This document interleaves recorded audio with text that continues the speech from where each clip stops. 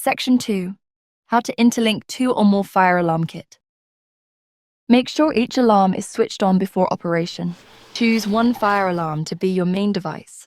Press and hold the test button, wait for green LED flash 3 times. And then release button immediately. Then the red LED will flash rapidly. Next, choose another alarm to start pairing. Press and hold the test button, wait for LED flash and release button immediately.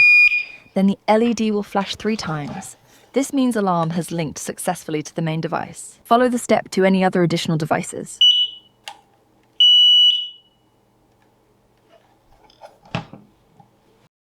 Please note the pairing mode on main device only stays active for 60 seconds.